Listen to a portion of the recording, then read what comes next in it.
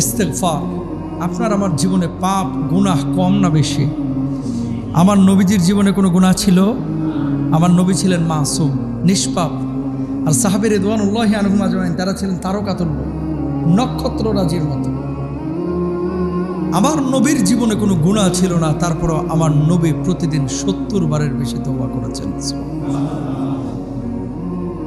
আমার নবী কি বলছেন? ওয়াল্লাহি ওয়াল্লাহি ওয়াল্লাহি লা আস্তাগফিরুল্লাহ ওয়া আতুবু ইলাইহি ফিল ইয়াউমি আকতার মিন 70 মাররাতান।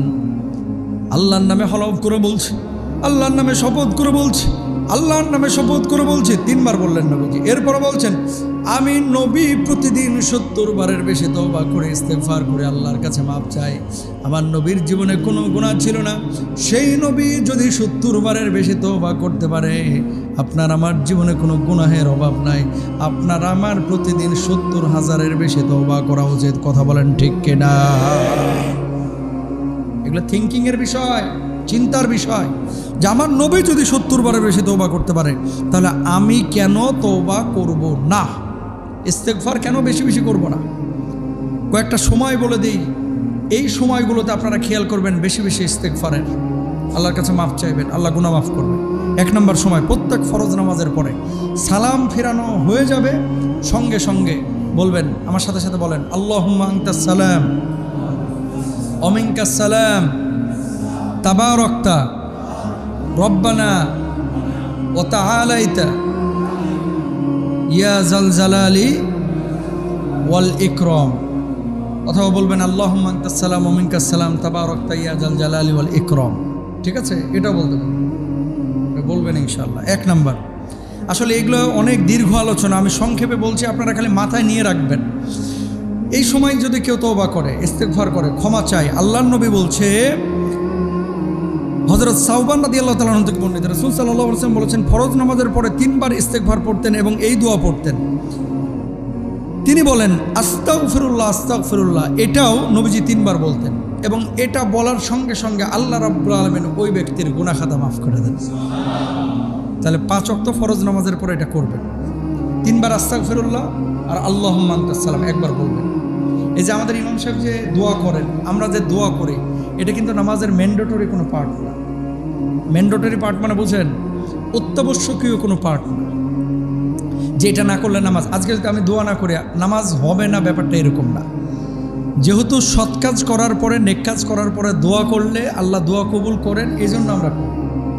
কিন্তু যদি কোনোদিন ইমাম সাহেবের ব্যস্ততা থাকে, ধরেন দোয়া করলো না, আপনারা মনে করেন কি ব্যাপার হুজুর আজকে দোয়া করলো না কেন, এটা মনে করবেন না। এটা নামাজের অত্যাবশ্যকীয় কোনো অংশ না, বরঞ্চ মাসনুন বা সুন্নাহ মোতাবেক। এই যে এই দোয়াটা প্রমাণিত সহিহ হাদিস দ্বারা। মজার একটা জিনিস, কিন্তু হাত তুলে দোয়া করাটা এটা অত্যাবশ্যকীয় কোনো বিষয় না। মানে সৎ কাজের পরে দোয়া করলে আল্লাহ কবুল করেন বিধায় আমরা করি। কিন্তু অত্যাবশ্যকীয় হাদিস, মাসনুন হাদিস দ্বারা প্রমাণিত এই দোয়া কোনটা? 3 বার আস্তাগফিরুল্লাহ বলা, সালাম ফেরানোর সাথে সাথে, এবং বলা আল্লাহুম্মা আনতাস সালাম ওয়া মিনকাস সালাম। এটা কিন্তু বিশুদ্ধ হাদিস দ্বারা প্রমাণিত। খেয়াল করে দেখেন, এটা আমরা করি না, কিন্তু হাত তুলে দোয়াটা সবাই করি। কথা বলেন না কেন? এগুলো আমাদের বুঝতে হবে। হ্যাঁ, ইনশাআল্লাহ। তাহলে ইস্তেগফারের একটা সময় হচ্ছে 5 ওয়াক্ত নামাজের পরে। 2 নম্বর, শেষ রাত্রে তাহাজ্জুদের ওয়াক্তে আল্লাহ রাব্বুল আলামিন বান্দাদেরকে বিশেষভাবে ক্ষমা করেন। আল্লাহ কি বলছেন? কানু কলিলাম মিনাল লাইলি মা ইয়াহজাউন ওয়া বিল আসহারি হুম ইস্তাগফিরুন। আল্লাহু আকবার।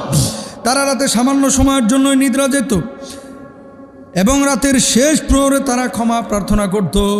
আল্লাহ রাব্বুল আলামিন নিজেই বলছেন, শেষ রাত্রে যখন বান্দা ক্ষমা চায়, আল্লাহ আমি গুনাহগার, আপনি ছাড়া কোনো মাবুদ নাই মাবুদ, আল্লাহ আপনি ছাড়া কোনো খালেক নাই মালিক নাই, ও আল্লাহ আপনি আমার মাফ করে দেন, ক্ষমা করে দেন।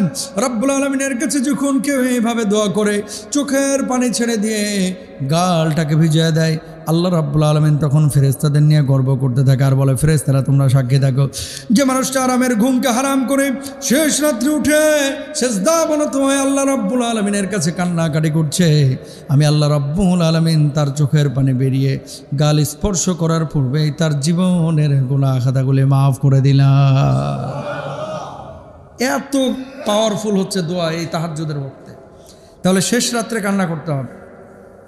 3 নাম্বার, কোনো মজলিস যখন শেষ করছেন, যে কোনো মজলিসে ধরেন বসেছেন, বসাস থেকে যখন উঠতেছেন তখন একটা দোয়া পড়বেন। আমার সাথে বলেন সুবহানাকা আল্লাহুম্মা, আবার বলেন সুবহানাকা আল্লাহুম্মা ওয়া বিহামদিকা লা ইলাহা ইল্লা আনতা আস্তাগফিরুকা ওয়া আতুবু ইলাইক।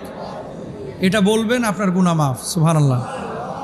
যে কোনো মজলিস থেকে যখন উঠবেন, আজকে মসজিদ থেকে যখন উঠবেন এটা বলবেন ইনশাআল্লাহ। বলেন চায়ের দোকান থেকে যখন বসছেন এটা বলবেন, পরিবারে বসেছিলেন যখন উঠছেন এই দোয়াটা পড়বেন সুবহানাকা আল্লাহুম্মা ওয়া বিহামদিকা লা ইলাহা ইল্লা আনতা আস্তাগফিরুকা ওয়া আতুবু ইলাইক। এটা বলবেন, আল্লাহ তাআলা আপনার গুনাহ মাফ করবেন। সুবহানাল্লাহ। 4 নম্বর, আম্মা জান আয়েশা সিদ্দিকা রাদিয়াল্লাহু তাআলা আনহা থেকে বর্ণিত, তিনি বলেন আল্লাহর হাবিব সাল্লাল্লাহু আলাইহি ওয়াসাল্লাম রুকু এবং সিজদায় বলতেন সুবহানাকা রব্বানা ওয়া বিহামদিকা আল্লাহুম্মা গফিরলি, সুবহানাকা আল্লাহুম্মা রব্বানা ওয়া বিহামদিকা আল্লাহুম্মা গফিরলি। জোরে বলেন আল্লাহু আকবার। বিশেষ করে নফল নামাজ যখন আদায় করবেন এই কাজটা করবেন। এই কাজ যদি করেন আল্লাহ সুবহানাহু ওয়া তাআলা আপনার ইস্তিগফার এবং তওবাকে কবুল করবেন। সুবহানাল্লাহ। তাহলে কয়টা পেলেন? 4টা। এবার আসেন 5 নাম্বার, কোন সময় ইস্তিগফার কবুল হয়? সালাম ফেরানোর পূর্বে আমরা পড়ি না দোয়া মাসুরা, আল্লাহুম্মা ইন্নী যালামতু নাফসি যুলমান কাসীরা ওয়া লা ইয়াগফিরুদ যুনুবা ইল্লা আনতা। এটা কিন্তু গুনাহ মাফের জন্য করি। এই দোয়া মাসুরা আমরা করি হচ্ছে ইস্তিগফারের জন্য, আল্লাহর কাছে ক্ষমা পাওয়ার জন্য। তো এটা যদি করেন আপনাকে আল্লাহ তাআলা মাফ করবেন। নবীজি দোয়া করতেন সবসময় আল্লাহুম্মা ইন্নী যালামতু নাফসি, এইভাবে পড়তেন না, কখনো কখনো পড়তেন আল্লাহুম্মা গফিরলি মা কদ্দামতু ওয়া মা আখারতু ওয়া মা আসরারতু ওয়া মা আ'লানতু ওমা আশরাফতু ওমা আনতা আ'লামু বিহি মিন্নি আনতাল মুকদ্দাম ওয়া আনতাল মুআখার লা ইলাহা ইল্লা আনতা। এটাও কিন্তু নবীজি পড়তেন। তো আপনি দোয়া মাসুরা পড়েন, দোয়া মাসুরাই পড়বেন, ঠিক আছে? এটাও কিন্তু হাদিসের মধ্যে আছে। 6 নাম্বার, কেউ যখন নতুন মুসলমান হয়, নতুন মুসলমান হওয়ার পরে এভাবে ইস্তিগফার করবে আল্লাহুম্মা গফিরলি ওয়ারহামনি ওয়াহদিনি ওয়ারযুকনি। আল্লাহ রাব্বুল আলামিন তার গুনাহ খাতাগুলো মাফ করে দেবেন। জোরে বলেন সুবহানাল্লাহ।